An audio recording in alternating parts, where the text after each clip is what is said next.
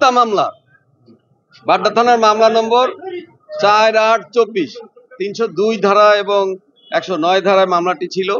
আসামি সুমন শিকদার হত্যা মামলায় আসামি টিপু মুন্সিকে গ্রেপ্তার করে নিয়ে এসেছিল। 8 দিনের রিমান্ড চেয়েছিল। টিপু মুন্সির বিরুদ্ধে প্রত্যক্ষভাবে এবং প্রত্যক্ষ সহায়তায় নির্দেশে হত্যার নির্দেশদাতা হিসাবে তাকে গ্রেপ্তার করে রিমান্ডের প্রার্থনা করেছেন।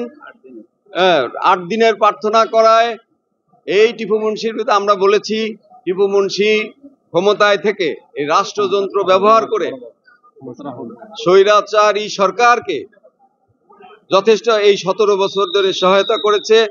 টিপু মুন্সি বাণিজ্য মন্ত্রণালয়ের দায়িত্বে ছিলেন, সেখানে সে প্রচুর দুর্নীতি করেছেন।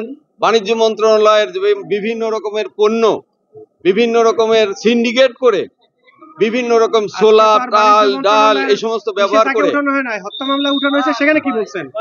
আমরা বলছি সেইখানে সে সরকারের নানাবিধ অপকর্মের সাথে জড়িত এবং এই সর্বশেষ বৈষম্যমূলক ছাত্র আন্দোলনের এই সুমন হত্যা মামলার সাথে সে সরাসরি জড়িত। এই বৈষম্য বিরোধী ছাত্র হত্যা মামলায় এই সুমন শিকদার একজন শ্রমিক ছিল, স্বর্ণের যে শ্রমিক থাকে না, সেই শ্রমিক, সে তার কাজে যাচ্ছিল। এই সময় তাকে হত্যা করা হয়। এইটার মোটিভ এবং এইটার তদন্তের ক্ষেত্রে এইটার সমস্ত তথ্য উপাত্ত বের করার জন্য 8 দিনের রিমান্ড চাওয়ায় রাষ্ট্রপক্ষ আমরা 8 দিনের সমর্থন দিয়েছি, কিন্তু হুজুর আদালত 4 দিনের রিমান্ড মঞ্জুর করেছেন। এই হলো আমার বক্তব্য। এই মামলায় কি ওনার কোনো নাম ছিল নাকি? এটা সাসপেক্টেড আসামি। আচ্ছা, আপনার পুরো নামটা বলেন। আমার নাম অ্যাডভোকেট আতাউর রহমান মোল্লা।